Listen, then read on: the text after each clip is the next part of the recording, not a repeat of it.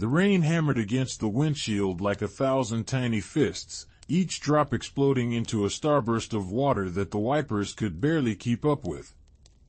I gripped the steering wheel so hard my knuckles had gone white, the leather warm and slightly damp under my palms.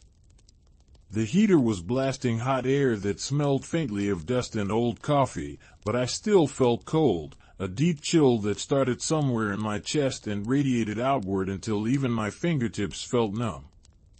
My sister Claire sat beside me in the passenger seat, her breathing shallow and quick, the kind of breathing that comes right before tears or right after them. The funeral home was only 3 blocks away now, and with each passing streetlight, each blurred storefront we passed, I felt the weight of what we were about to face pressing down harder on my shoulders. Dad was dead. The word still felt foreign in my mind, like a language I had never quite learned to speak. 3 days ago, he had been alive, sitting in his favorite armchair in the living room of the house where Claire and I had grown up. The house with the creaky third step on the staircase and the kitchen that always smelled like cinnamon and coffee.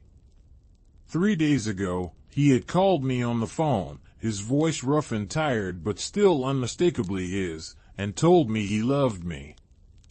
And now he was gone, his body lying in a casket in a room full of flowers and strangers, and nothing would ever be the same again.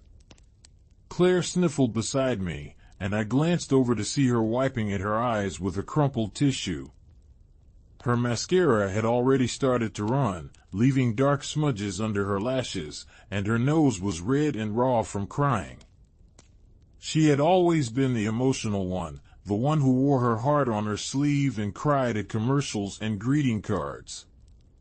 I was the opposite, the one who kept everything locked up tight, who smiled and nodded and pretended everything was fine even when it felt like the world was falling apart. But today, even I could feel the cracks starting to show. The funeral home parking lot was nearly full when we arrived, puddles of water reflecting the gray sky like mirrors scattered across the asphalt. I pulled into a spot near the back, the tires splashing through a particularly deep puddle that sent water spraying up against the undercarriage with a hollow metallic sound. The engine ticked as it cooled, a rhythmic clicking that seemed too loud in the sudden silence after I turned off the ignition. Neither of us moved for a moment. We just sat there, staring through the rain-streaked windshield at the brick building ahead, its windows glowing with warm yellow light that looked almost inviting if you did not know what waited inside. Claire reached over and squeezed my hand, her fingers cold and trembling. "I love you," she whispered, her voice barely audible over the drumming of the rain on the roof. I squeezed back, unable to find words, and then we both took a deep breath and opened our doors, stepping out into the downpour. The rain was cold and sharp, soaking through my black dress almost immediately and plastering my hair to my scalp. I could taste it on my lips, fresh and clean and somehow wrong for a day like this. Claire hurried ahead of me, her heels clicking rapidly on the wet pavement as she made a dash for the covered entrance. I followed more slowly, letting the rain wash over me, feeling it run down my face and neck and back. Maybe if I stood out here long enough, I thought, the rain would wash away everything, the grief and the fear and the terrible empty feeling that had taken up residence in my stomach. But of course it would not. Nothing could wash that away. Inside, the funeral home was warm and hushed, the air thick with the scent of lilies and roses and something else, something chemical and sweet that I knew was meant to mask the smell of death but only made it more obvious.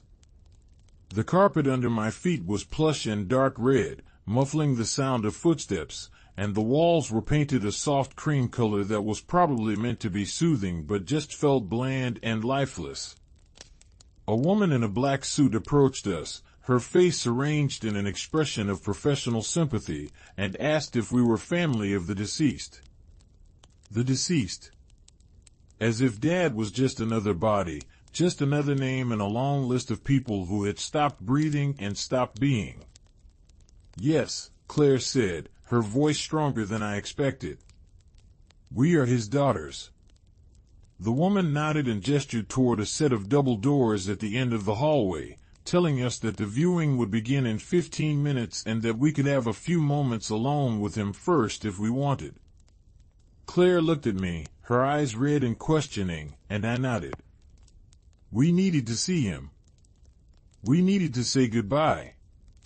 The room where they had laid him out was smaller than I expected, with rows of chairs facing a casket at the front that was surrounded by so many flowers it looked like a garden had exploded.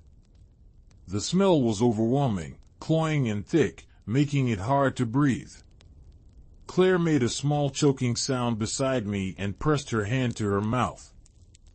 I put my arm around her shoulders and guided her forward, our shoes sinking into the thick carpet with each step. He looked wrong.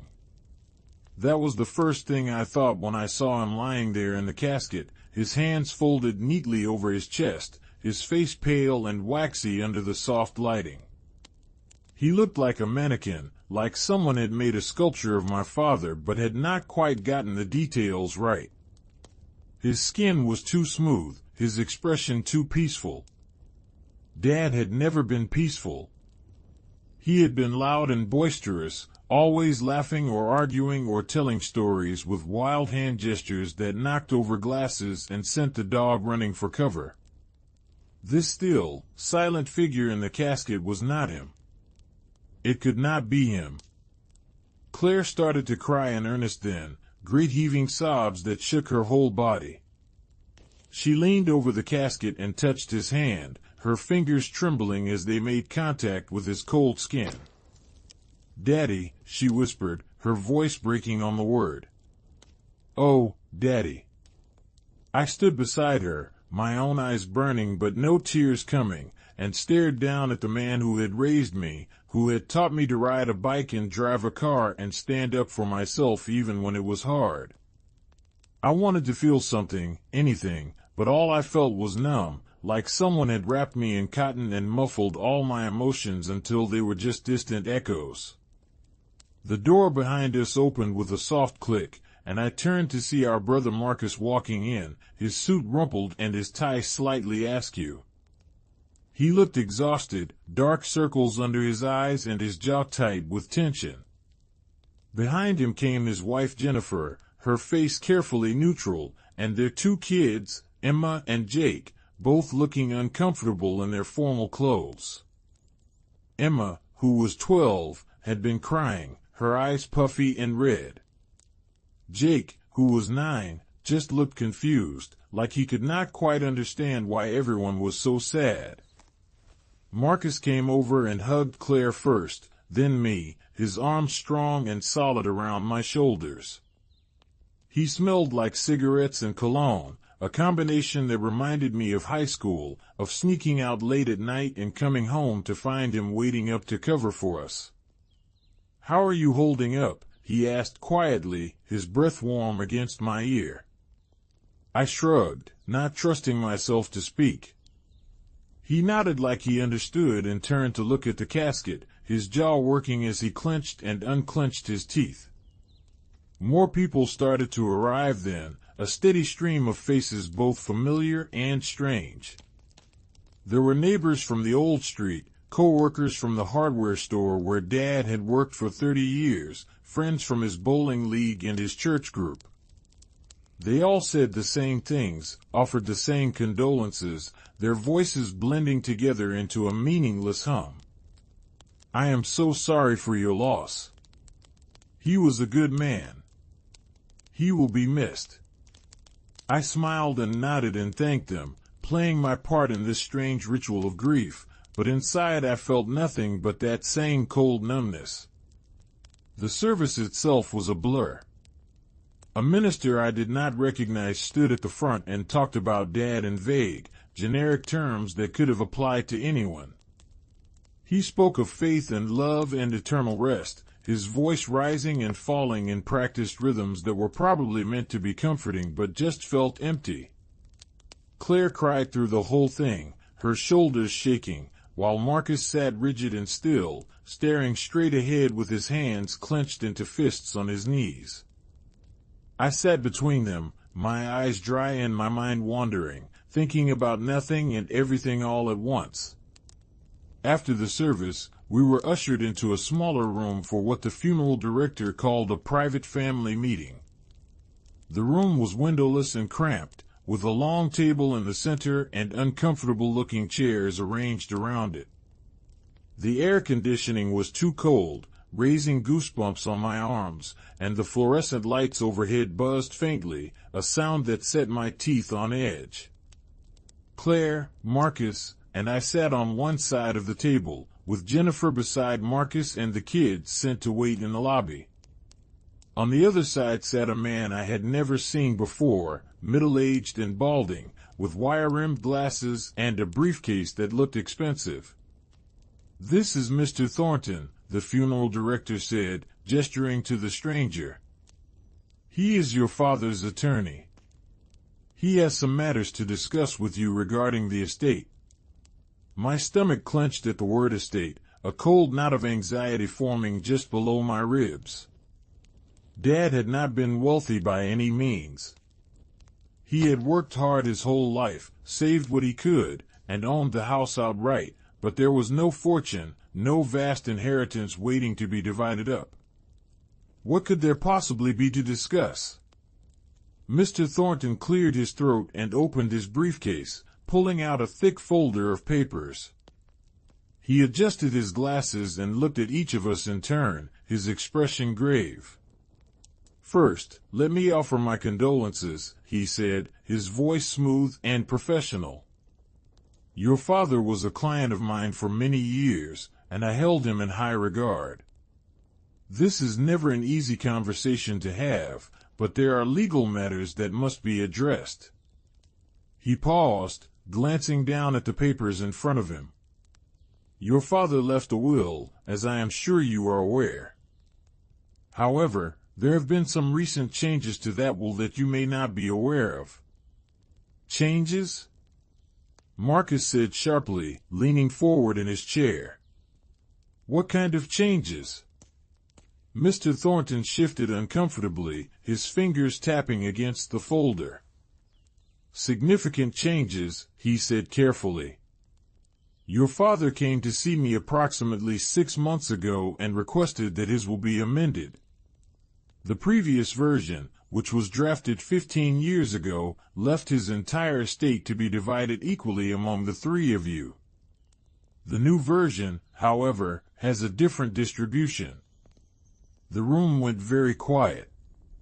I could hear the buzzing of the fluorescent lights, the faint hum of the air conditioning, the sound of my own heartbeat pounding in my ears. Claire reached over and grabbed my hand, her palm sweaty and cold. "What do you mean, a different distribution?" I asked, my voice coming out steadier than I felt. Mr. Thornton took a deep breath and opened the folder, pulling out a document and laying it flat on the table. "According to the amended will," he said, "the house and all its contents are to be left solely to Marcus. The remaining assets, which include your father's savings account, his retirement fund, and his life insurance policy, are to be divided equally between the 3 of you. However, the house represents approximately 70% of the total estate value." He looked up at us, his eyes sympathetic behind his glasses. "I understand this may come as a shock." A shock. That was putting it mildly. I felt like someone had punched me in the stomach, driving all the air from my lungs. The house.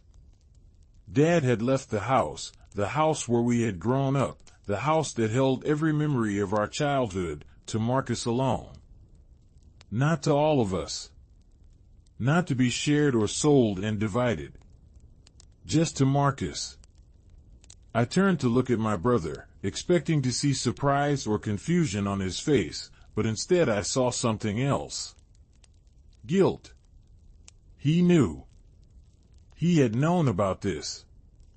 "You knew," Claire said, her voice rising, shrill and accusing. She pulled her hand away from mine and stood up, her chair scraping loudly against the floor. You knew he changed the will and you did not tell us. Marcus held up his hands, his face flushing red. I did not know, he said quickly. I swear I did not know. But his eyes would not meet ours, and I knew he was lying. The anger that I had been holding back, that numbness that had protected me all day, suddenly cracked wide open, and I felt a surge of rage so intense it made my hands shake. Do not lie to us, I said, my voice low and dangerous. Not today. Not here. Marcus looked at me then, and I saw the truth written all over his face. He had known. Maybe not about the specifics, maybe not about the exact terms of the will, but he had known something was coming. He had known Dad was planning to cut us out. Mr. Thornton cleared his throat again, clearly uncomfortable with the direction the conversation was taking. Perhaps we should take a moment, he suggested. This is a lot of information to process, and emotions are understandably high. No, Claire said, her voice shaking. No, we are not taking a moment. I want to know why. Why would Dad do this? Why would he leave everything to Marcus and nothing to us? She turned to Marcus, tears streaming down her face. What did you do? What did you say to him? Marcus stood up too, his face now pale instead of flushed. I did not do anything, he said, his voice rising to match hers. I did not ask him to change the will. I did not even know he was going to do it. But you knew something, I said, standing up as well. You knew he was planning something. When did he tell you?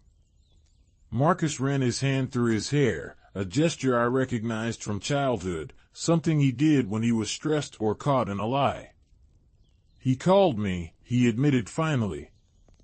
About 4 months ago. He said he wanted to talk about the future, about what would happen to the house after he was gone.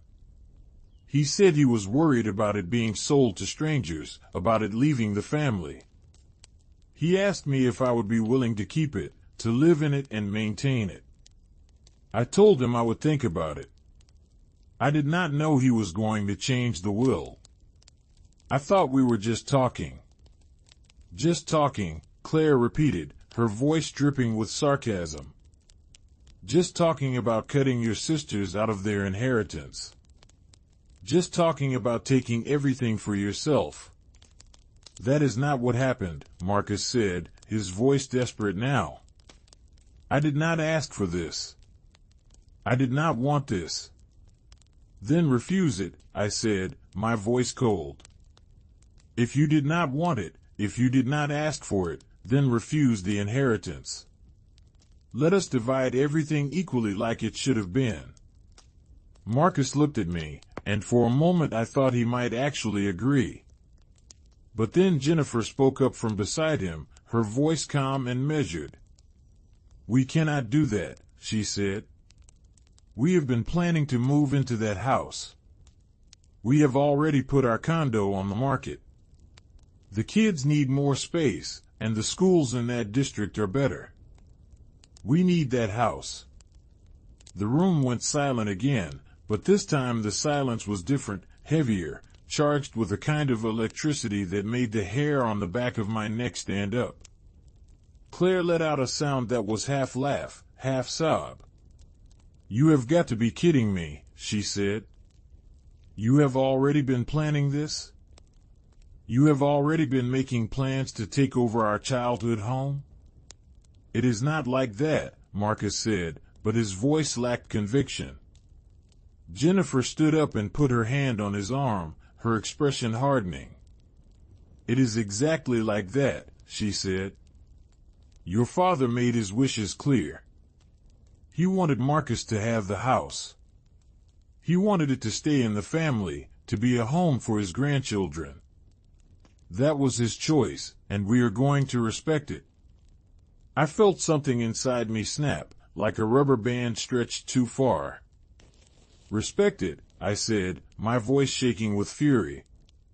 You want us to respect the fact that our father, on his deathbed, decided that we were not good enough to inherit the home we grew up in? You want us to just smile and nod and let you move into our house, sleep in our rooms, erase every memory we have? It is not your house anymore, Jennifer said, her voice sharp. It is Marcus's house. Your father made that decision, not us. If you have a problem with it, take it up with him. Oh wait, you cannot, because he is dead.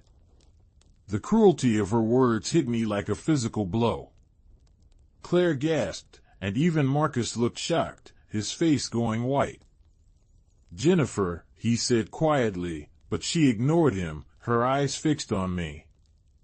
I know you are upset, she continued, her voice softening slightly but still firm. I know this is not what you expected. But your father had his reasons for doing what he did. Maybe instead of attacking us, you should be asking yourselves why he felt the need to make this change. What is that supposed to mean? Claire demanded, her voice rising to a near shout.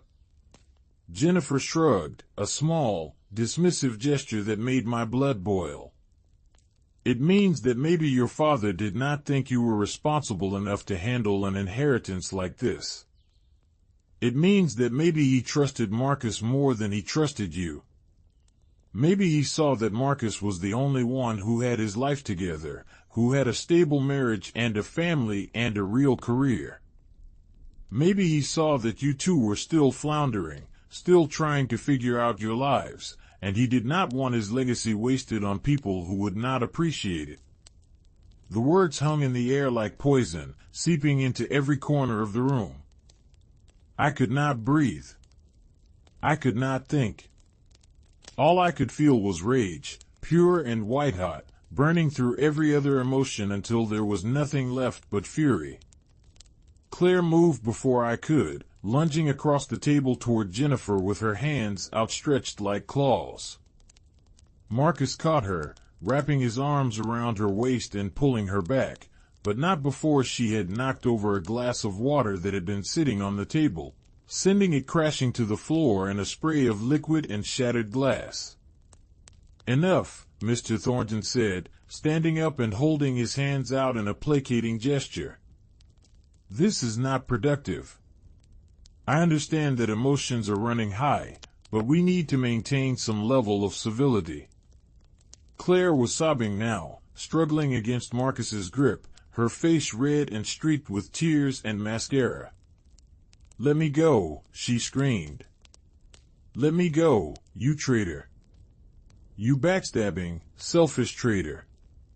Marcus's face was anguished, his eyes pleading as he looked at me over Claire's head. I did not want this, he said again. You have to believe me. I did not want any of this. But it did not matter what he wanted. It did not matter what any of us wanted. Dad had made his choice, and now we had to live with it. I turned away from them, from the broken glass and the shouting and the terrible, suffocating atmosphere of that small room, and walked out. I could hear Claire calling after me, her voice hoarse and desperate, but I did not stop. I could not stop.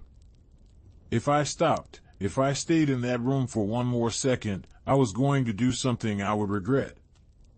The lobby of the funeral home was still full of people, clusters of mourners talking in hushed voices, but I pushed through them without looking at anyone, without acknowledging the concerned looks and murmured questions. I burst through the front doors and out into the rain, which had not let up, the cold water hitting my face and soaking through my clothes within seconds. I did not care. I welcomed it. I wanted to feel something other than the rage and betrayal that were threatening to consume me. I made it to my car and fumbled with my keys, my hand shaking so badly I could barely get the key into the lock. Finally, I managed to open the door and collapsed into the driver's seat, slamming the door shut behind me. The sudden silence was deafening. I could hear my own ragged breathing, the pounding of my heart, the rain drumming on the roof. And then, finally, the tears came. Not the quiet, dignified tears I had been holding back all day, but great, gasping sobs that tore through me like a storm, leaving me shaking and breathless. I cried for my father, for the man I had loved and respected and thought I knew. I cried for the relationship we had had, or thought we had had, and for the betrayal of discovering that maybe I had never really known him at all. I cried for the house, for the home that had been the center of my world for so many years and that was now lost to me forever. And I cried for my family, for the bond between siblings that had just been shattered beyond repair, for the knowledge that nothing would ever be the same again. I do not know how long I sat there, crying in the rain-soaked parking lot of a funeral home, but eventually the tears slowed and then stopped, leaving me feeling hollow and exhausted. My head ached, my eyes burned, and my throat was raw. I leaned back against the seat and closed my eyes, trying to make sense of what had just happened, trying to understand how my life had fallen apart so completely in the space of a single afternoon. A knock on the window made me jump, my eyes flying open. Claire stood outside, soaked to the skin, her hair plastered to her head and her makeup completely ruined. She looked like a drowned rat, and I probably looked no better. I unlocked the door and she climbed into the passenger seat, bringing with her the smell of rain and perfume and grief. We sat in silence for a moment, both of us staring straight ahead through the rain-streaked windshield. "I cannot believe he did this," Claire said finally, her voice small and broken. "I cannot believe Dad would do this to us." I swallowed hard, trying to find words that would make sense of the senseless. "Maybe Jennifer was right," I said quietly. "Maybe he did not think we were responsible enough. Maybe he did not trust us." Claire turned to look at me, her eyes wide and horrified. "Do not say that," she said. "Do not you dare say that. Dad loved us. He loved us just as much as he loved Marcus." "Did he though?" I asked, the question bitter on my tongue. "Because it sure does not feel like it right now. It feels like he thought Marcus was worth more than we were. Like Marcus was the only one who mattered." Claire shook her head violently, water droplets flying from her hair. "No," she said firmly. "No, that is not true. There has to be another explanation. There has to be a reason he did this that we do not know about yet. Maybe he was sick, maybe he was not thinking clearly. Maybe someone convinced him to change the will." "You mean Marcus?" I said flatly. Claire hesitated, then nodded. "Or Jennifer," she said. "You heard her in there. She has been planning this. She has been planning to take over the house. What if she convinced Dad to change the will? What if she manipulated him?" I wanted to believe it. I wanted to believe that there was some external force, some villain we could blame for tearing our family apart. But deep down, I knew it was not that simple. Dad had made this choice himself. He had gone to a lawyer, signed the papers, made it legal and binding. No one had forced him to do that. "We need to talk to Marcus," Claire said, her voice gaining strength. "We need to sit down with him, without Jennifer, and figure out what really happened. Maybe he knows something we do not. Maybe Dad said something to him that would explain all of this." I nodded slowly, even though I was not sure I wanted to hear any explanation Marcus might have. Right now, all I wanted was to go home, crawl into bed, and pretend this day had never happened. But Claire was right. We needed answers. We deserved answers. The drive to Marcus's condo took 20 minutes, 20 minutes of tense silence broken only by the sound of the rain and the rhythmic swish of the windshield wipers. Claire kept twisting her hands in her lap, her fingers knotting and unknotting, a nervous habit she had had since childhood. I kept my eyes on the road, focusing on the simple act of driving, of staying in my lane and watching for brake lights and turn signals. It was easier than thinking about what we were going to say, what we were going to do. Marcus's building was a modern high-rise in the downtown area, all glass and steel and expensive landscaping. I had always thought it was too cold, too impersonal, nothing like the warm, lived-in house where we had grown up.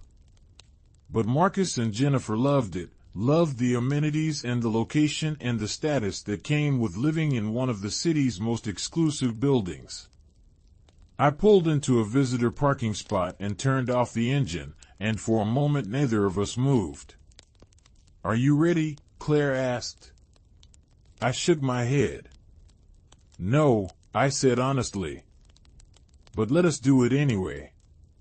We got out of the car and hurried through the rain to the building entrance, where a doorman in a crisp uniform let us in with a polite nod. The lobby was all marble and mirrors, our reflections staring back at us from every angle, looking bedraggled and out of place.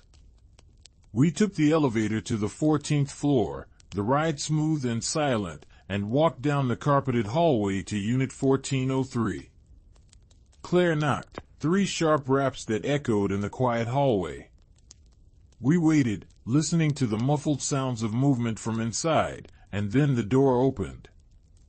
Marcus stood there, still in his funeral suit but with his tie removed and his shirt unbuttoned at the collar. He looked tired, older than his 38 years, with lines around his eyes and mouth that I did not remember being there before. When he saw us, his expression shifted from surprise to resignation. "I figured you would come," he said quietly. "Come in." The condo was immaculate as always, everything in its place, not a speck of dust or a cushion out of alignment. It smelled like Jennifer's expensive candles, something floral and cloying that made my nose itch.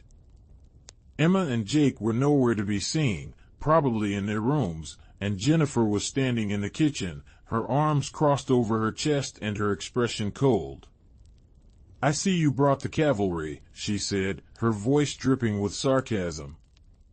Marcus shot her a look. "Jennifer, please," he said. "Not now." She rolled her eyes but did not say anything else, turning her attention to her phone instead. "We need to talk," Claire said, looking at Marcus. "Alone." Marcus glanced at Jennifer, who made a show of sighing dramatically before walking down the hallway toward the bedrooms. "Fine," she called over her shoulder. "But do not expect me to apologize for telling the truth." The door to the master bedroom slammed shut, the sound making me flinch.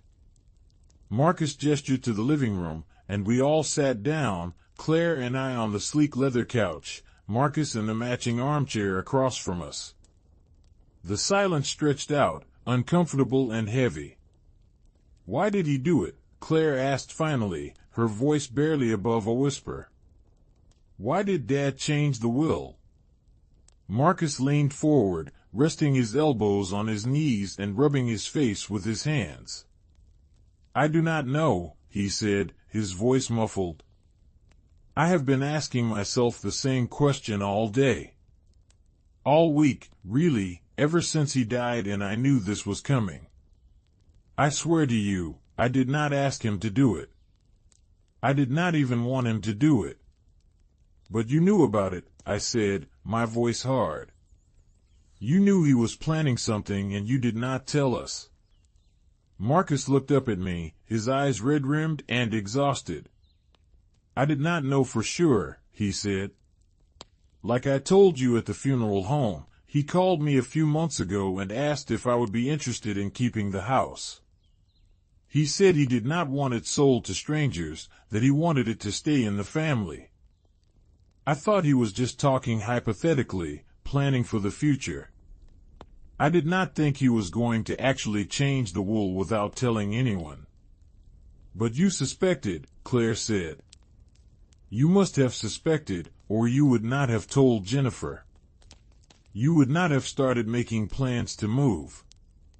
Marcus's jaw tightened, and I knew we had hit a nerve. Jennifer overheard the conversation, he admitted. She was in the room when Dad called, and she heard my side of it. Afterward, she said we should start thinking seriously about moving into the house, that it would be good for the kids and good for us financially. I told her we should wait, that nothing was decided yet, but she started looking into it anyway. She contacted a realtor about selling the condo, started researching schools in the old neighborhood. I should have stopped her. I should have told her to wait until we knew for sure. But I did not. Because you wanted it, I said, the realization hitting me like a punch to the gut. You wanted the house. Maybe you did not ask Dad to change the will, but once you knew he was thinking about it, you wanted it to happen. Marcus did not deny it. He just sat there, staring at his hands, his shoulders slumped in defeat. I am not going to lie to you, he said finally. Yes, I wanted the house. I have always loved that house. It is where we grew up, where all our best memories are. And yes, it would be good for my family. The schools are better, there is more space, it is in a safer neighborhood. But I never would have asked Dad to cut you out. I never would have asked him to give it all to me and leave you with nothing.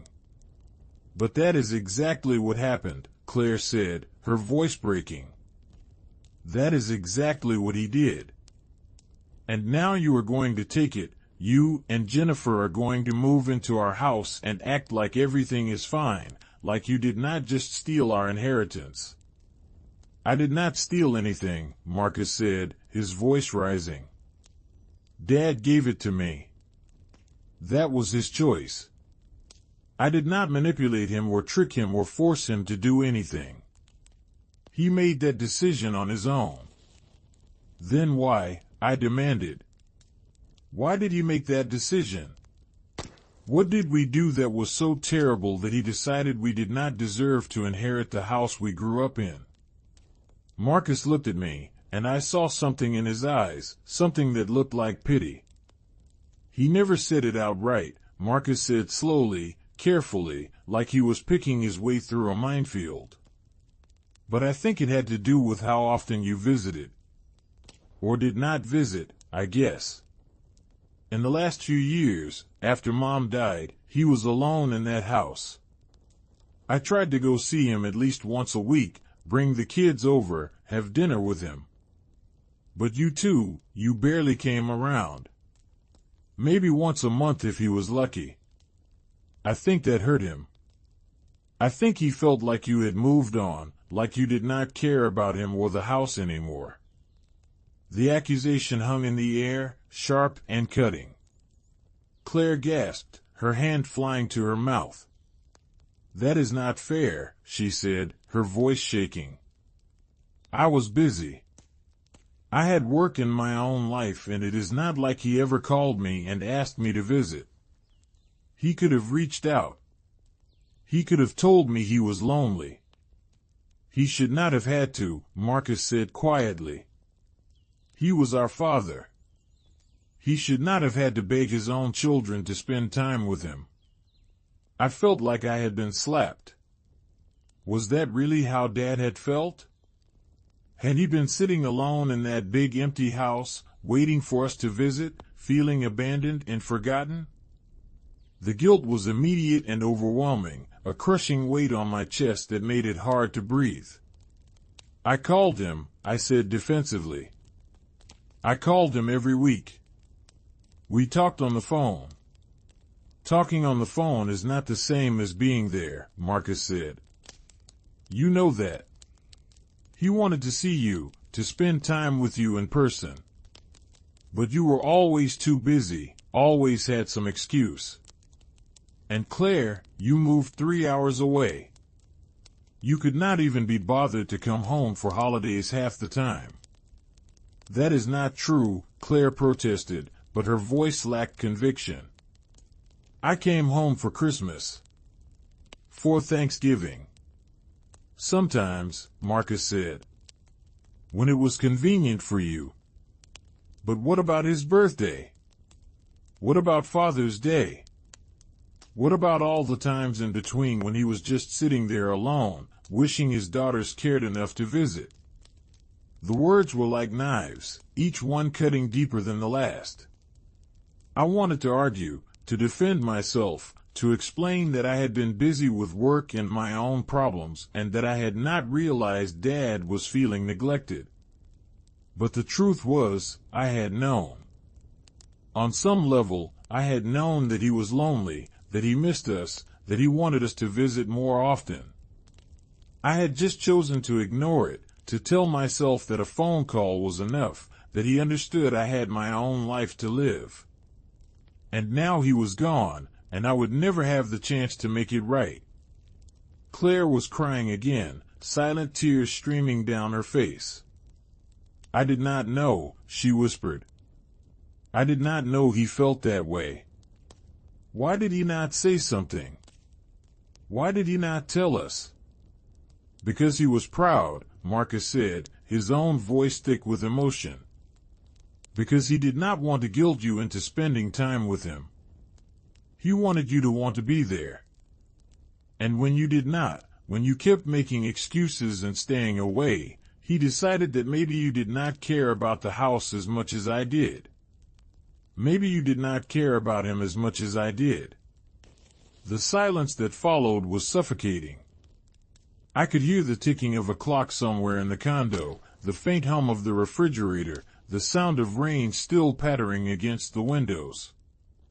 My mind was racing, trying to process everything Marcus had said, trying to reconcile the image of my father as a lonely old man with the strong, independent person I had always thought he was. Had I really been that blind? Had I really been that selfish? So what now? I asked finally, my voice hoarse. What are we supposed to do with this information? Are we supposed to just accept that we were terrible daughters and that we deserve to be cut out of the will? Are we supposed to congratulate you on being the good son and let you take everything? Marcus shook his head, looking miserable. I do not know, he said. I do not have all the answers. All I know is that this is what Dad wanted, and I do not think we should go against his wishes. Even if those wishes were based on hurt feelings and misunderstandings, even if he made this decision when he was feeling lonely and abandoned, it was still his decision to make. But it is not fair, Claire said, her voice small and broken. It is not fair that he punished us for not being perfect. It is not fair that he gave everything to you and left us with nothing. Life is not fair, Marcus said, and there was an edge to his voice now, a hint of frustration. You think this is easy for me? You think I wanted to be put in this position, to have to choose between honoring Dad's wishes and keeping my relationship with my sisters? I am stuck in the middle here, and no matter what I do, someone is going to be angry with me. Then do the right thing, I said, leaning forward. Refuse the inheritance. Split everything 3 ways like it should have been. We can all share the house, or we can sell it and divide the money. But do not take everything for yourself just because Dad was hurt and angry when he made that will. Marcus looked at me for a long moment, and I thought I saw something shift in his expression, a flicker of doubt or maybe regret. But then Jennifer's voice came from down the hallway, sharp and clear. Do not even think about it, Marcus. That house is ours. Your father wanted you to have it, and you are not going to throw that away because your sisters are throwing a tantrum. She appeared in the doorway, her arms crossed and her expression fierce. I had been listening, she said unapologetically. And I am not going to let you make a decision you will regret just because you feel guilty. Your father made his choice for a reason. He wanted his grandchildren to grow up in that house. He wanted to make sure it stayed in the family, with someone who would actually take care of it and appreciate it. Not with people who could not even be bothered to visit him when he was alive. "Get out," Claire said, standing up abruptly. Her voice was cold and hard, colder than I had ever heard it. "Get out of our lives. Both of you. If you are going to take everything from us, if you are going to side with her over your own sisters, then we do not need you. We do not want you." Marcus stood up too, his face pale. "Claire, please," he said. "Do not do this. Do not throw away our relationship over this." "We did not throw it away," I said, standing beside Claire. "You did. The moment you decided to keep that house, the moment you decided that money and property were more important than family, you threw it away." "That is not what I am doing," Marcus said, his voice desperate. "I am trying to honor Dad's wishes. I am trying to do what he wanted." "What he wanted was for his children to love each other," Claire said, tears streaming down her face again. "What he wanted was for us to be a family. But you have destroyed that. You and your greedy, manipulative wife have destroyed everything." Jennifer's face flushed red with anger. "How dare you," she started, but I cut her off. "We are leaving," I said. "And we are not coming back. You can have the house, Marcus. You can have all of it. But you have lost us. I hope it was worth it." We walked out then, Claire and I, leaving Marcus standing in the middle of his perfect living room with his perfect wife and his perfect life. We did not look back. We took the elevator down to the lobby, walked out into the rain, and got into my car. Neither of us spoke. There was nothing left to say. The drive back to my apartment was a blur, the city lights smearing across the wet windshield like watercolor paint. Claire stared out the window, her face blank and empty, and I focused on the road, on the simple mechanics of driving, because if I let myself think about what had just happened, I was going to fall apart completely. When we got to my apartment, we went inside and collapsed on the couch, both of us too exhausted to do anything else. I turned on the television, not because I wanted to watch anything but because I needed the noise, needed something to fill the terrible silence. Claire leaned against me, her head on my shoulder, and we sat there in the flickering blue light, not talking, not crying, just existing in the wreckage of what used to be our family. The next few weeks passed in a haze. I went to work, came home, ate when I remembered to, and slept when I could. Claire stayed with me for the first week, neither of us wanting to be alone, but eventually she had to go back to her own apartment, her own life. We talked on the phone every day, long rambling conversations that went nowhere, circling around the same questions over and over. Why did Dad do this? How could Marcus choose the house over us? What were we supposed to do now? We did not hear from Marcus. Not a call, not a text, not even an email. It was like he had vanished from our lives completely, taking with him all the memories and history and shared experiences that had made us siblings. I found myself thinking about him at odd moments, remembering things from our childhood. The time he had taught me to ride a bike, running alongside me with his hand on the seat until I found my balance. The time he had punched a kid in middle school for making fun of Claire's braces.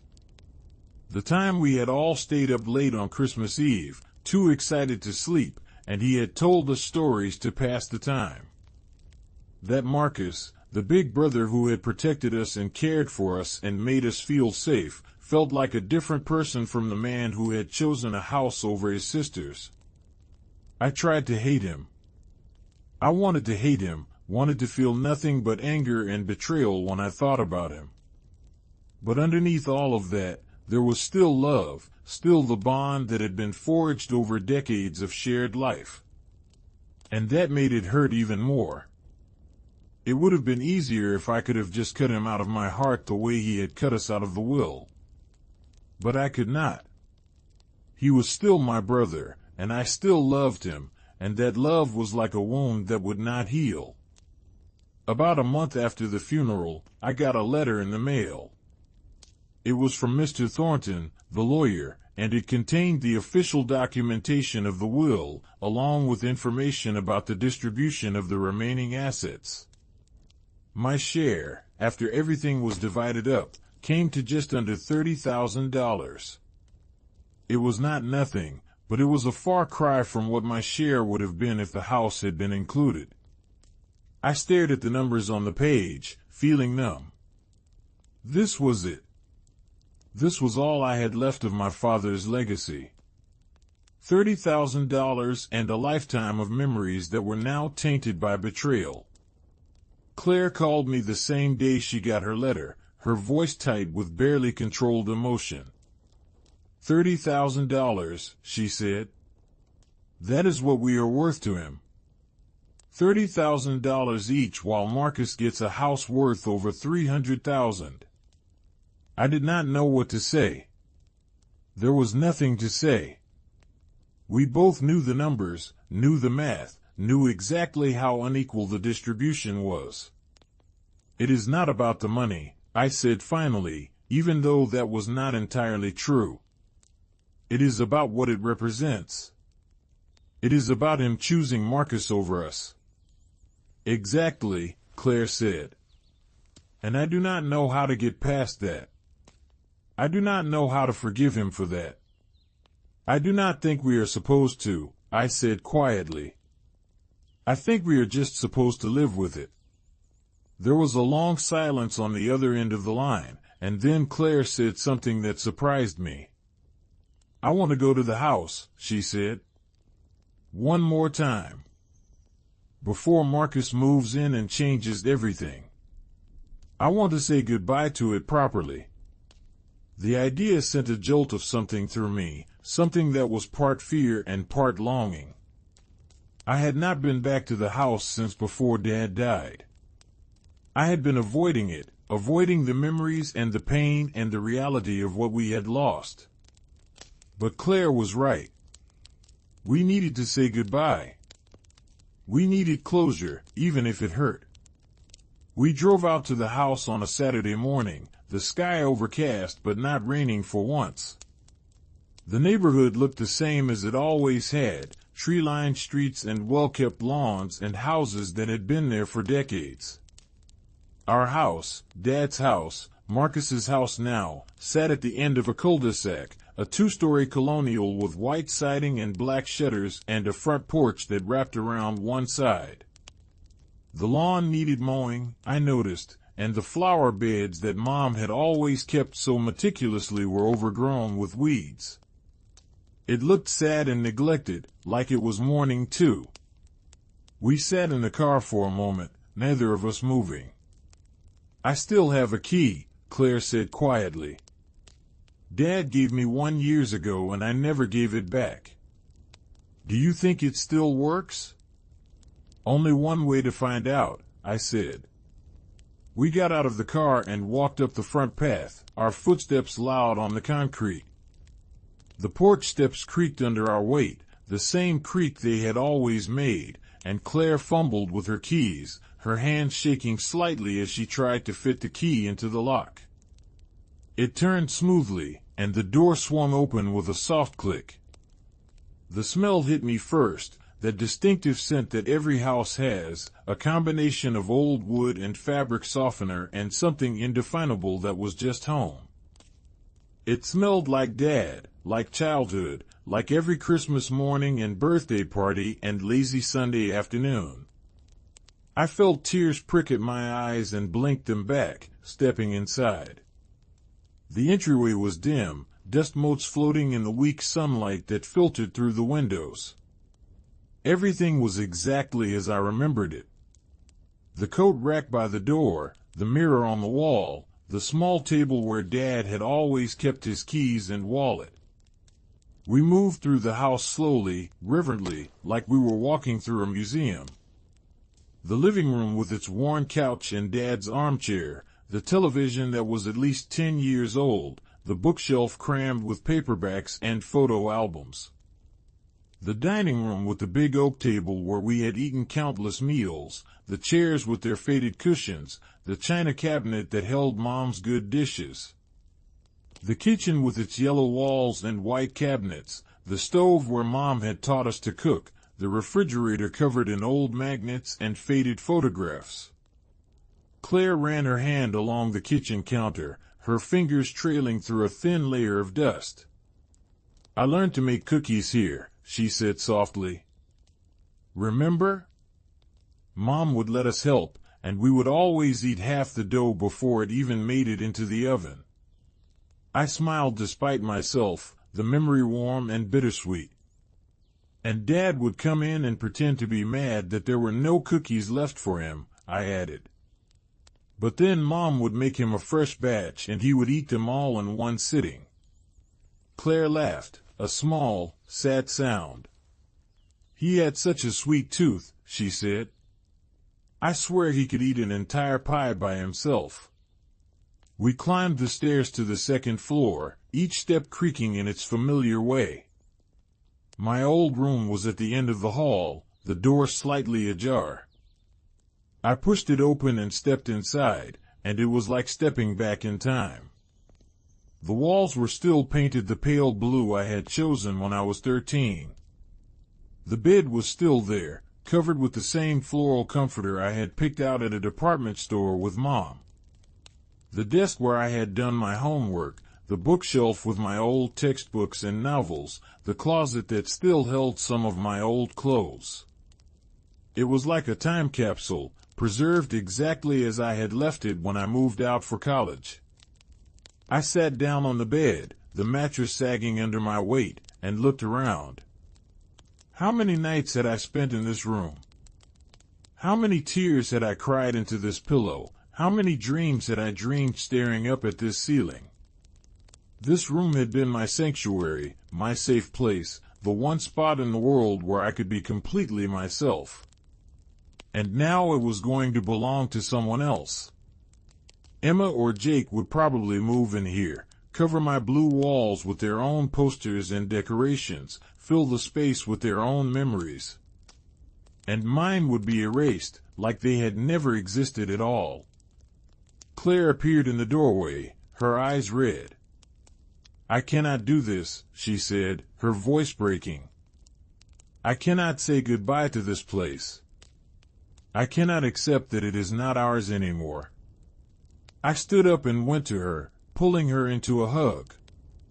She clung to me, her body shaking with sobs, and I held her tight, my own tears finally spilling over. We stood there in the hallway of our childhood home, crying for everything we had lost, everything that had been taken from us. Our father, our brother, our home, our family. It was all gone, all of it, and there was nothing we could do to get it back. After a while, the tears slowed and we pulled apart, both of us wiping at our faces and trying to compose ourselves. "We should go," I said quietly, "before Marcus shows up and finds us here." Claire nodded, sniffling. "But I want to take something," she said. "Something to remember this place by." "Is that wrong?" I shook my head. "No," I said. "I think Dad would want us to have something." We went through the house one more time, each of us choosing a few small items to take with us. Claire took a photo album from the living room bookshelf, one filled with pictures of us as kids. I took one of Dad's old flannel shirts from his closet, the one he had worn so often it was soft and faded, and a small wooden box from his dresser that held his cufflinks and tie clips. They were not valuable, not in any monetary sense, but they were pieces of him, pieces of this house, and I needed to have them. We locked the door behind us when we left, the click of the lock sounding final and absolute. We walked back to the car in silence, clutching our small treasures, and drove away without looking back. I did not want to see the house disappearing in the rearview mirror. I did not want that to be my last image of it.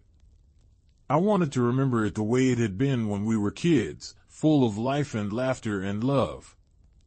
Not empty and abandoned and waiting for someone else to claim it. 2 months later, I heard through a mutual friend that Marcus and his family had moved into the house. They had done some renovations, apparently, updated the kitchen and bathrooms, painted over the old colors with new neutral tones.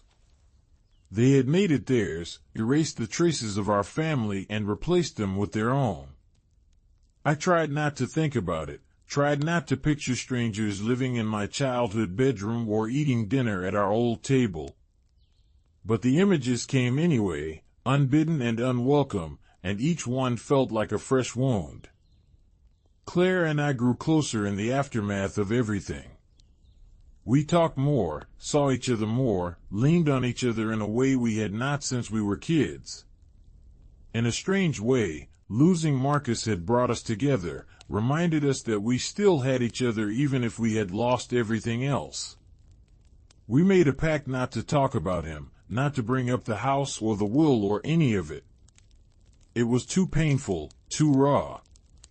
Better to pretend it had never happened, to move forward and try to build new lives that did not include the brother who had betrayed us.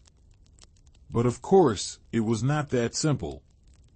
You cannot just erase someone from your life, especially someone you have known your whole life, someone who has been there for every major moment and milestone. I found myself thinking about Marcus constantly, wondering what he was doing, whether he ever thought about us, whether he regretted his choice. I wondered if he was happy in the house, if it had been worth it, if he lay awake at night thinking about the sisters he had lost. I wanted to believe that he did, that he felt even a fraction of the pain we felt. But I had no way of knowing. He had made his choice, and we had made ours, and now we were all living with the consequences. The holidays were the hardest. Thanksgiving came and went, and for the first time in my life, I did not spend it with family. Claire and I had dinner together at my apartment, just the two of us, and it felt wrong and sad and incomplete. Christmas was even worse. I kept thinking about all the Christmases we had spent in that house, the tree in the living room, the stockings hung on the mantel, the chaos of wrapping paper and ribbons and excited children. This year, there was none of that. Just Claire and me, exchanging modest gifts and trying to pretend we were not both thinking about what we had lost. It was in January, on a cold gray day when the wind cut through your coat and made your bones ache, that I got a call from a number I did not recognize. I almost did not answer, assuming it was a telemarketer or a wrong number, but something made me pick up. "Hello," I said, my voice cautious. There was a pause, and then a small voice said, "Aunt Sarah?" "It is Emma." My heart stopped. Emma. Marcus's daughter. My niece, who I had not spoken to since the funeral. "Emma," I said, trying to keep my voice steady. "Hi, sweetie. Is everything okay?" There was another pause, and I could hear her breathing, quick and nervous. "I am not supposed to be calling you," she said quietly. "Mom and Dad do not know." But I needed to talk to someone and I did not know who else to call. My chest tightened with worry. "What is wrong?" I asked. "Are you hurt? Are you in trouble?" "No," she said quickly. "Nothing like that. It is just, I found something. In the house. In Grandpa's old room. And I think you should know about it." "What did you find?" I asked, my mind racing. Emma hesitated, and I could hear the sound of a door closing, like she was making sure no one could overhear her. "Letters," she said finally. "A whole box of letters. From Grandpa. They are addressed to you and Aunt Claire. I think he wrote them before he died." The world seemed to tilt sideways. Letters. Dad had written us letters. Why had he written us letters? Why had he not just talked to us, told us whatever he needed to say while he was still alive? "Can you read them to me?" I asked, my voice shaking. Emma made a small sound, something between a laugh and a sob. "I already did," she admitted. "I know I should not have, but I could not help it." "Aunt Sarah, they are," she paused, searching for words. "They are really sad. He talks about how much he missed you and Aunt Claire, how much he wished you would visit more. He talks about feeling like he was losing you, like you did not care about him anymore. And he talks about the will, about why he changed it."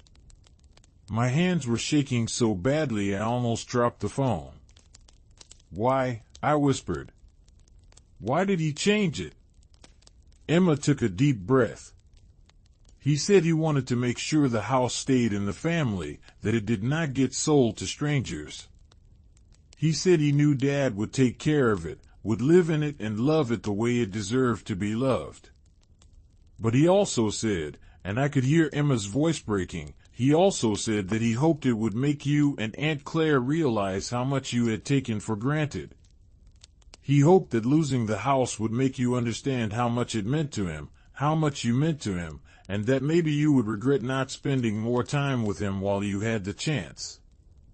I felt like I had been punched in the stomach, all the air driven from my lungs in one brutal blow. He had done it to punish us. He had changed the will, had cut us out of our inheritance, not because he did not love us, but because he did. Because he wanted us to feel the pain he had felt, the loneliness and abandonment and hurt. It was cruel and petty and heartbreaking, and it was so very human. "So what do I do?" Emma asked, her voice small and scared. "Do I tell Mom and Dad? Do I give you the letters? I do not know what to do." I closed my eyes, trying to think through the chaos of emotions swirling inside me. Part of me wanted those letters desperately, wanted to read every word Dad had written, to hear his voice one more time even if it was just on paper. But another part of me knew that reading them would only make the pain worse, would only confirm what I already suspected, that I had failed him, that I had been a terrible daughter, that I deserved everything that had happened. "I do not know," I said honestly. "I need to think about it. Can you keep them safe for now? Can you hide them somewhere your parents will not find them?" "I can try," Emma said. "But Aunt Sarah, there is something else. Something you wrote at the end of the last letter." "What is it?" I asked, bracing myself. "He said he was sorry," Emma said, her voice thick with tears. "He said he knew this would hurt you, and he was sorry for that. But he also said he hoped that someday you would understand, and that you would forgive him. And he said he loved you. Both of you. More than anything in the world."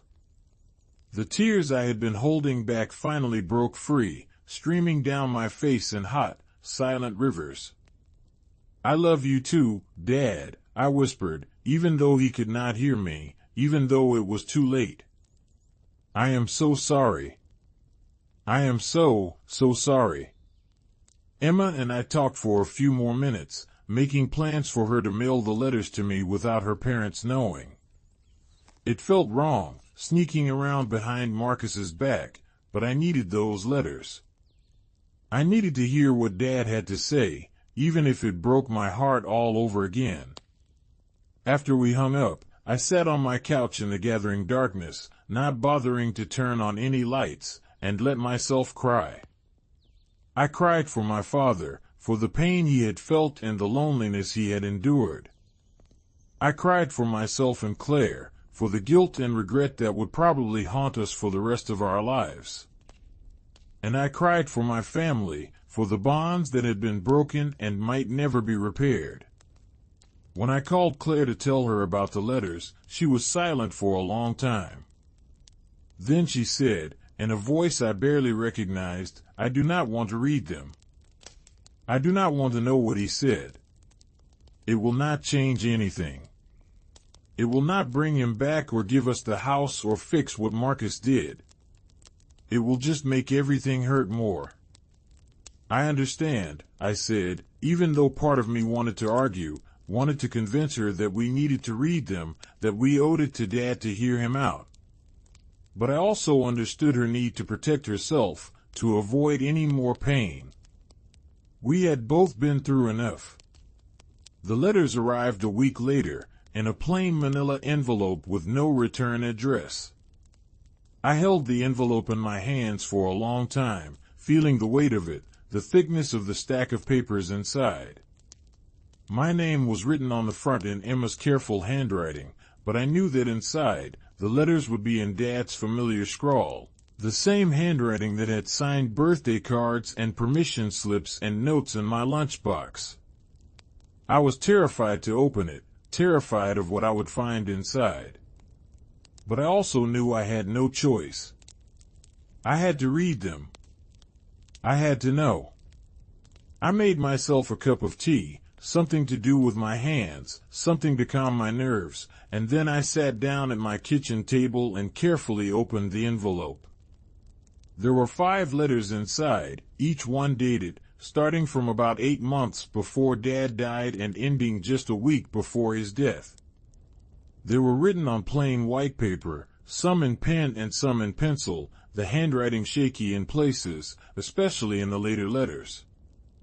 I unfolded the first one, my hands trembling, and began to read. "Dear Sarah," it started, and just seeing my name in his handwriting made my eyes fill with tears. "I am writing this because there are things I need to say to you, things I have not been able to say out loud. I am not good with words, never have been, but I am going to try. I want you to know that I love you. I have always loved you, from the moment you were born and the nurse put you in my arms and you looked up at me with those big eyes. You were the most beautiful thing I had ever seen, and I promised myself right then that I would do everything in my power to give you a good life, to be the kind of father you deserved. I tried, Sarah. I really tried. I worked hard to provide for you and your brother and sister, to give you a home and food and everything you needed. Your mother and I, we did our best to raise you right, to teach you to be kind and strong and independent. And I think we did a pretty good job. You grew up to be an amazing woman, smart and capable and beautiful. I am so proud of you. I hope you know that. I hope I told you that enough when I had the chance. But lately, I have been feeling like I am losing you. Like you are slipping away from me, bit by bit, and I do not know how to hold on. You do not visit as much as you used to. You do not call as often. And when we do talk, it feels like you are somewhere else, like your mind is on other things and I am just an obligation you have to check off your list. I know you are busy. I know you have your own life, your own problems, your own responsibilities. I do not want to be a burden to you. But I miss you, Sarah. I miss the way things used to be, when you were little and you would run to me when I came home from work, when you would sit on my lap and tell me about your day, when I was the most important person in your world.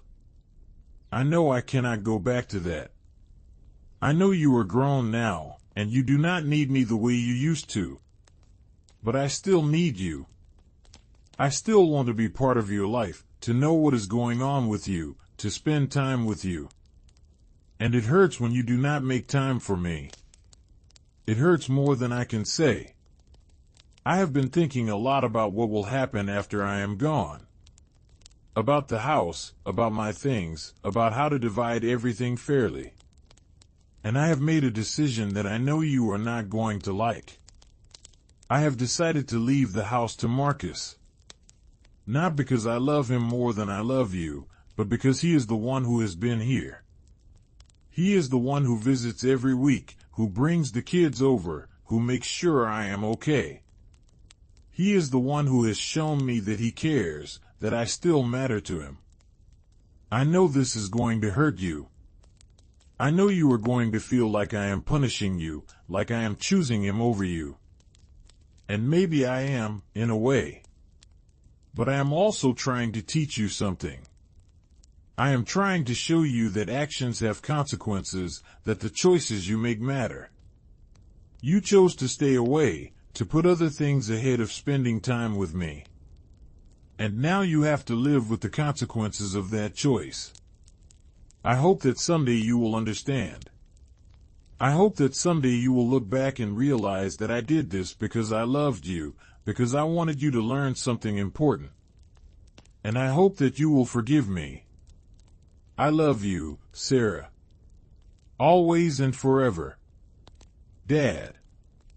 I set the letter down, my vision blurred with tears, and pressed my hands to my face. He had been right. About all of it. I had stayed away. I had put other things first. I had taken him for granted, assumed he would always be there, that there would always be more time. And now he was gone, and there was no more time, and I would have to live with the guilt and regret for the rest of my life. The other letters were similar, variations on the same theme. He talked about memories from my childhood, things I had forgotten or never known he remembered. He talked about how proud he was of me, of the person I had become, even as he mourned the distance that had grown between us.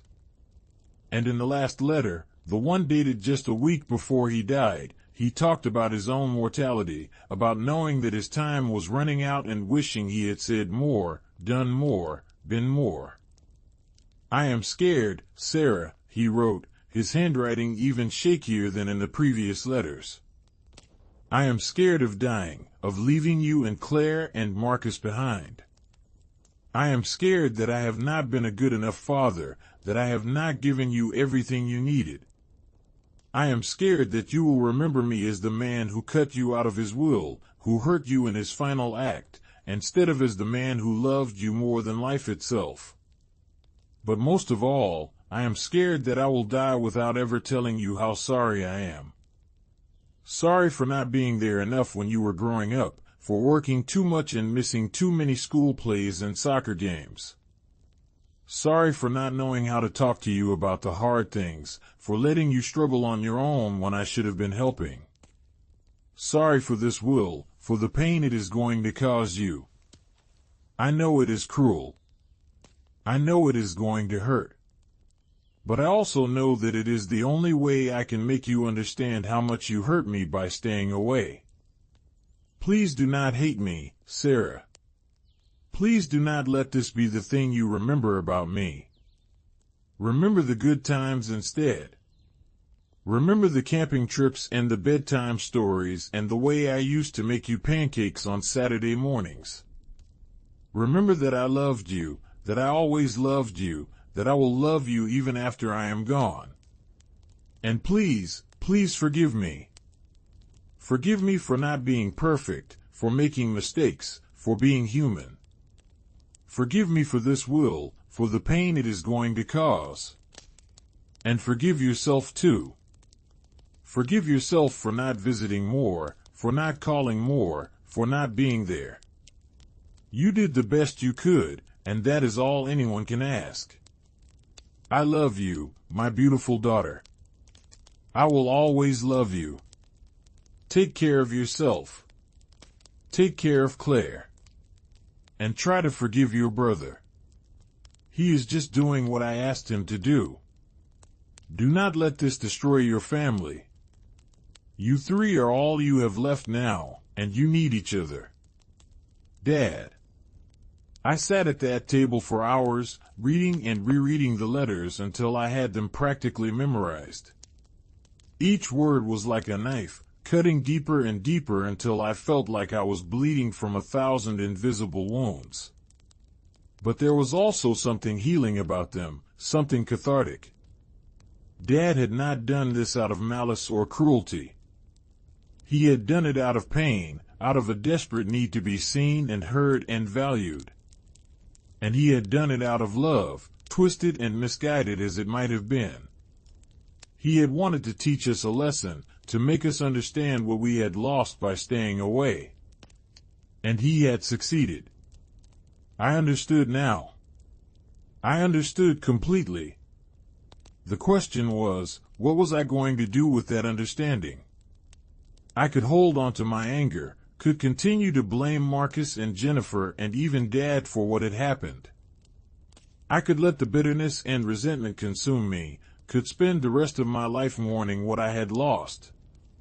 Or I could try to do what Dad had asked in his final letter. I could try to forgive. Forgive him for the will, forgive Marcus for accepting it, forgive myself for not being there when Dad needed me. It would not be easy. It might be the hardest thing I had ever done. But maybe it was the only way forward, the only way to find any kind of peace. I called Claire that night and told her I had read the letters. I did not read them to her, did not try to convince her to read them herself. I just told her what they said, the broad strokes, the main points. She listened in silence, and when I was done, she was quiet for a long time. "Do you forgive him?" she asked finally. "I do not know," I said honestly. "I am trying to. I think I want to. But it is hard. It is really hard." "I know," she said softly. "I know it is." There was another long pause, and then she said, "I think I want to read them." "The letters. Can you send them to me?" "Of course," I said. "I will mail them tomorrow." A week later, Claire called me back.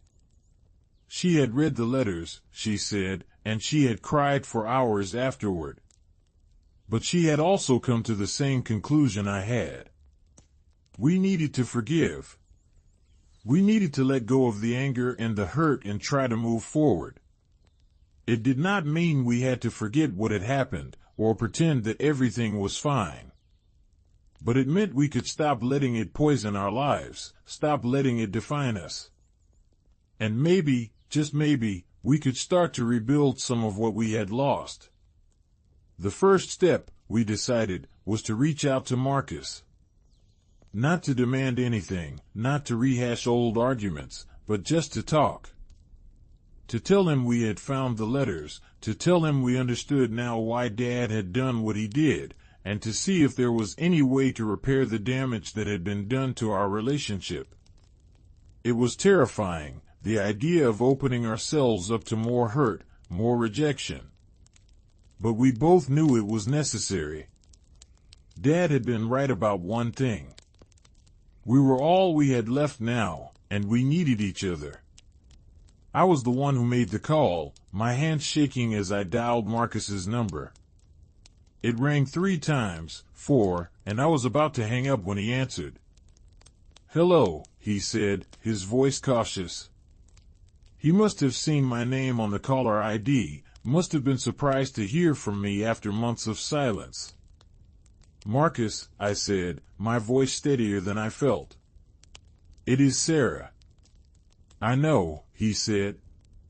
"What do you want?" There was no hostility in his voice, just weariness, and I realized that he had been hurting too, that this had not been easy for him either. "I want to talk," I said. "Claire and we want to talk to you. About Dad, about the will, about everything. Can we meet somewhere? Just the 3 of us?" There was a long pause, and I held my breath, waiting for him to say no, to tell me it was too late, that too much damage had been done. But instead he said, quietly, yes. Yes, I think we should. We arranged to meet at a coffee shop the following Saturday, neutral territory where none of us would feel uncomfortable. The days leading up to the meeting dragged by, each one feeling like a week. I was nervous, anxious, terrified of what might happen. What if Marcus refused to listen? What if he was still angry, still defensive? What if we could not find a way back to each other?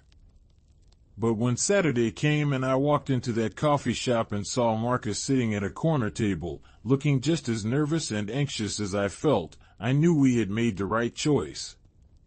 Claire arrived a few minutes later, and we all sat down together, three siblings who had once been so close and who had let hurt and misunderstanding drive them apart. For a moment, no one spoke. We just looked at each other, taking in the changes that the past months had wrought.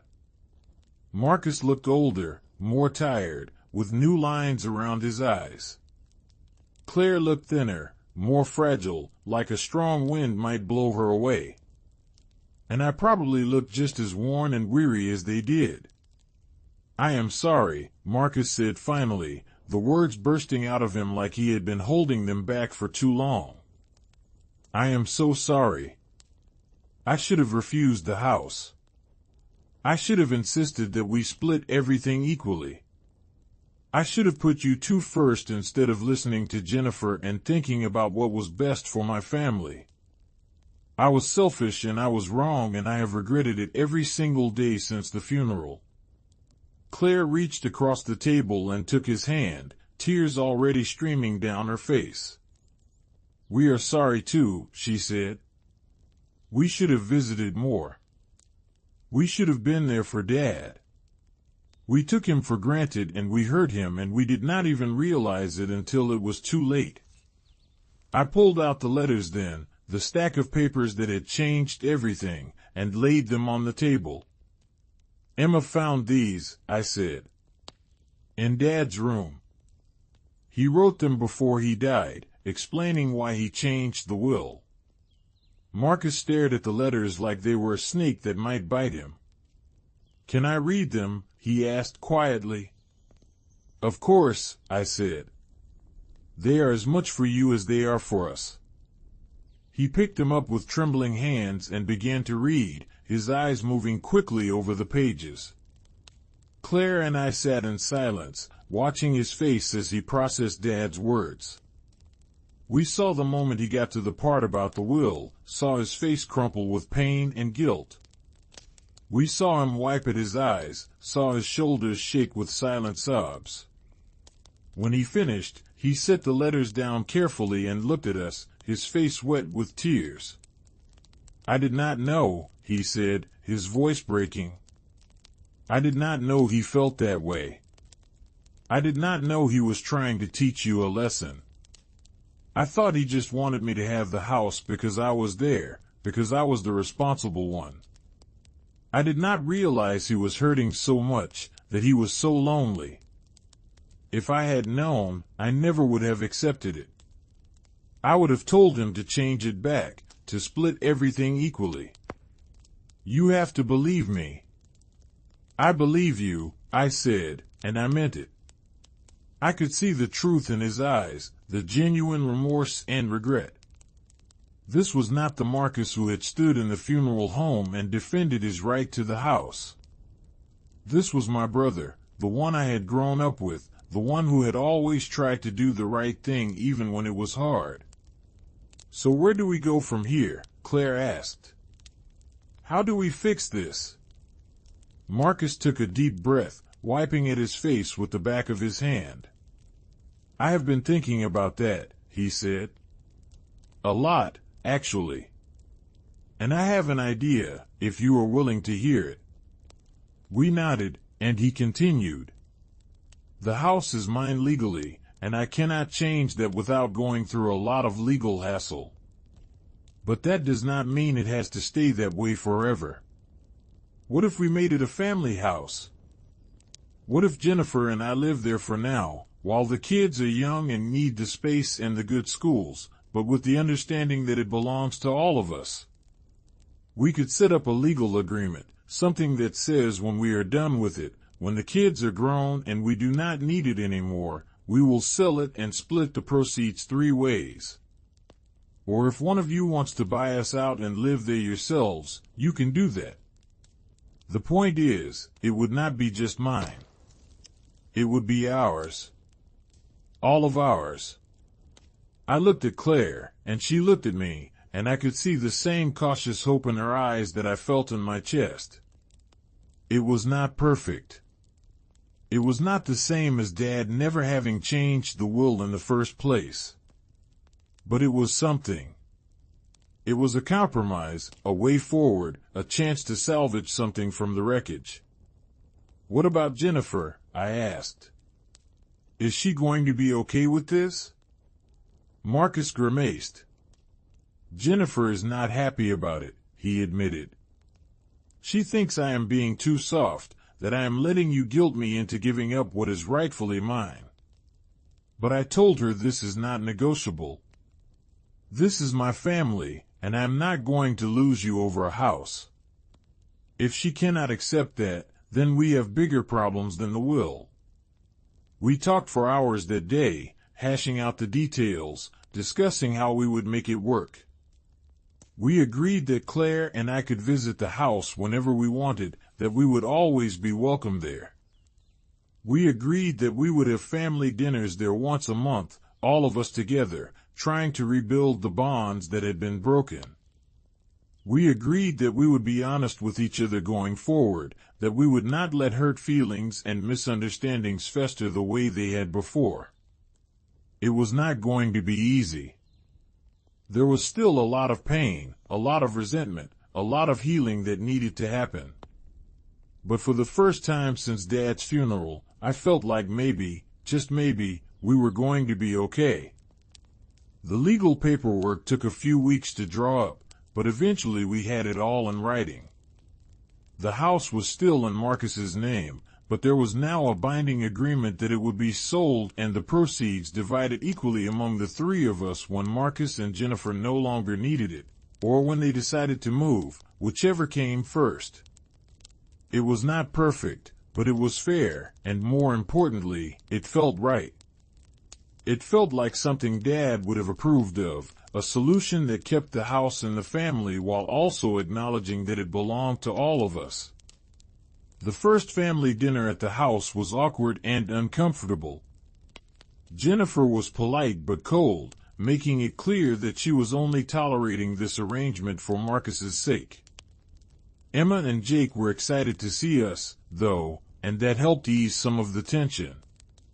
We ate at the old dining room table, the one where we had shared so many meals as kids, and even though the food was different and the faces around the table had changed, there was something comforting about being there together. It felt like coming home, even if home was not quite the same as it used to be. Over the following months, things slowly started to improve. Claire and I visited the house regularly, sometimes together and sometimes separately. We helped Marcus with yard work and home repairs, reclaiming some ownership over the space even if it was not legally ours. We spent time with Emma and Jake, building relationships with our niece and nephew that we had neglected in the chaos of the past year. And slowly, painfully, we started to forgive. We forgave Dad for the will, for the pain he had caused in his attempt to teach us a lesson. We forgave Marcus for accepting the inheritance, for choosing his family's needs over our feelings. We forgave Jennifer, or at least tried to, for her role in everything. And most importantly, we forgave ourselves for not being there when Dad needed us, for taking him for granted, for all the visits we did not make and the phone calls we did not return. It was not a fairy tale ending. There were still hard days, still moments when the old anger and resentment would flare up. There were still arguments and misunderstandings and hurt feelings. But we were trying, all of us, to do better, to be better. We were trying to honor Dad's memory not by dwelling on the mistakes of the past, but by building a better future. And in a strange way, the wool that had torn us apart had also brought us back together. It had forced us to confront our failures, to acknowledge our pain, to have the difficult conversations we had been avoiding for years. It had been brutal and agonizing, but it had also been necessary. 1 year after Dad's funeral, the three of us went to visit his grave together. It was a beautiful spring day, the kind of day Dad had always loved, with blue skies and warm sunshine and the smell of fresh-cut grass in the air. We brought flowers, a mix of all his favorites, and stood together at his headstone, reading the simple inscription. Beloved Father and Grandfather. Gone but never forgotten. It felt inadequate, too small to capture everything he had been, everything he had meant to us. But maybe that was okay. Maybe some things were too big for words. I miss him, Claire said softly, her voice thick with emotion. Every day, I miss him. Me too, Marcus said, his arm around her shoulders. Me too. I reached out and took both their hands, and we stood there together, three siblings united in grief and love and the complicated, messy reality of family. I am sorry, Dad, I whispered, my words carried away on the breeze. I am sorry I was not there more. I am sorry I took you for granted. I am sorry for so many things. But I love you. I will always love you. And I promise I will do better. I will be there for Marcus and Claire. I will not let our family fall apart again. I will make you proud. The wind rustled through the trees surrounding the cemetery, and for just a moment, I could have sworn I felt something, a warmth, a presence, like Dad was there with us, listening. Maybe it was just my imagination, my desperate need to believe that he could hear me, that he knew we were trying to make things right. Or maybe it was real. Maybe some part of him was still there, watching over us, hoping we would find our way back to each other. I wanted to believe that. I needed to believe that. As we walked back to the car, Marcus cleared his throat. I have been thinking, he said, about Thanksgiving. I know it is still months away, but I thought maybe we could have it at the house this year. All of us together, like we used to. We could cook Dad's favorite dishes, tell stories about him, make it a real family celebration. What do you think? Claire and I looked at each other, and I saw my own emotions reflected in her face. Hope and fear and cautious optimism. It sounded wonderful and terrifying in equal measure, the idea of trying to recreate the holidays we had shared as children, knowing that Dad would not be there, that nothing would ever be quite the same. But maybe that was okay. Maybe we did not need it to be the same. Maybe we just needed it to be ours. I think that sounds perfect, Claire said, smiling through her tears. I think Dad would have loved that. I nodded in agreement. Let us do it, I said. Let us start new traditions, make new memories. Let us show Dad that we learned from our mistakes, that we are not going to let his death be the end of our family. Marcus smiled, a real genuine smile that reached his eyes for the first time in months. Thank you, he said quietly. Thank you for giving me another chance. Thank you for not giving up on us. We are family, I said simply. That is what family does. We mess up, we hurt each other, we make terrible mistakes. But we also forgive, and we try again, and we do not give up. No matter what.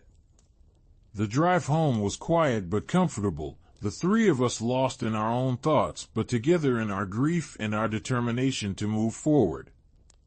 I thought about Dad, about the lessons he had tried to teach us, about the love that had motivated even his most painful decisions. I thought about the house, about the memories it held and the new ones we would create there. And I thought about family, about how fragile and precious and complicated it was, about how easy it was to take it for granted and how hard it was to rebuild once it was broken. But we were rebuilding. Slowly, painfully, one day at a time, we were putting the pieces back together. And maybe that was enough. Maybe that was all we could do. That Thanksgiving was everything we had hoped it would be and more. The house was filled with the smells of roasting turkey and pumpkin pie, with the sounds of laughter and conversation and children playing. Jennifer was still somewhat distant, but she made an effort to be pleasant, and I appreciated that. Emma and Jake were thrilled to have the whole family together, running from room to room with an energy that reminded me of my own childhood. And Marcus, Claire, and I worked side by side in the kitchen, just like we used to, falling into old rhythms and patterns that felt both familiar and new. We set an extra place at the table for Dad, a small gesture but one that felt important. We went around the table and each shared a memory of him, some funny and some sad, all of them precious. Marcus talked about the time Dad had taught him to change a tire, how patient he had been even when Marcus kept dropping the lug nuts. Claire talked about the time Dad had stayed up all night with her when she was sick, reading her stories and bringing her ginger ale. And I talked about the time Dad had come to my college graduation, how proud he had looked, how he had told everyone within earshot that I was his daughter.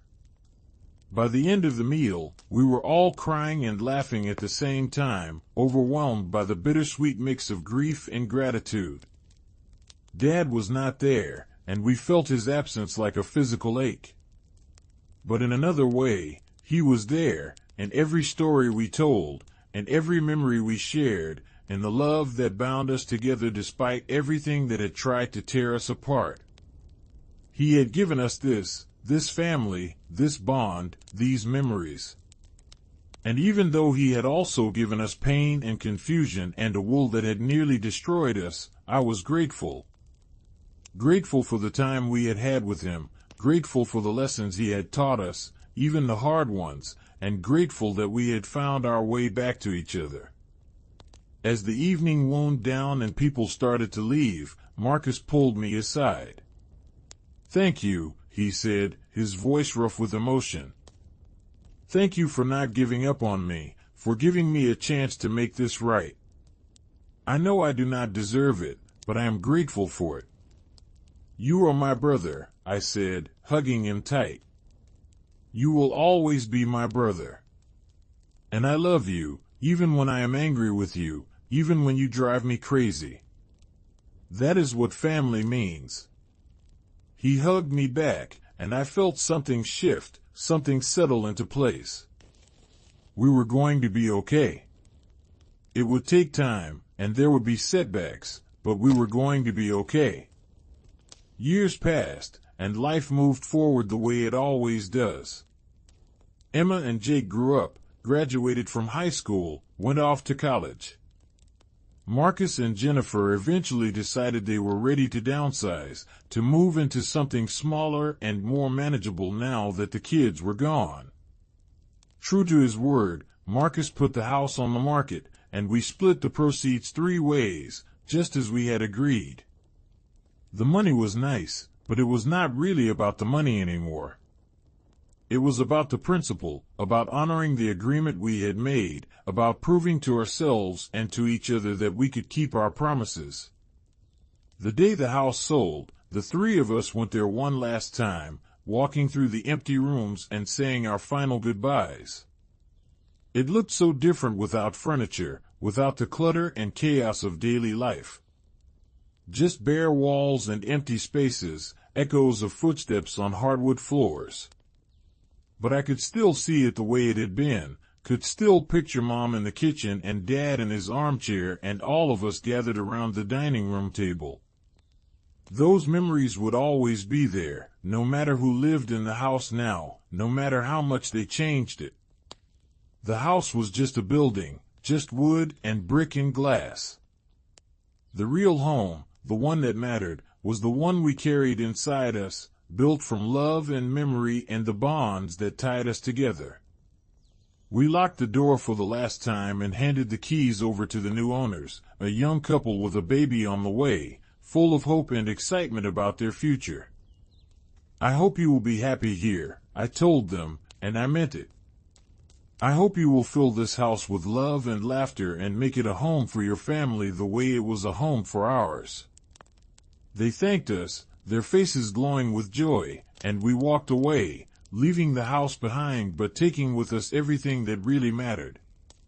Claire, Marcus, and I went out to dinner that night, just the three of us, to celebrate and to mourn and to mark the end of one chapter and the beginning of another. We talked about Dad, about Mom, about all the years that had passed and all the years still to come. We talked about our own lives, our own families, our own hopes and dreams. And we made a promise to each other, a promise to stay close, to not let distance or time or misunderstandings drive us apart again.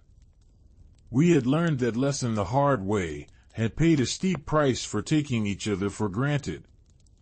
We were not going to make that mistake again.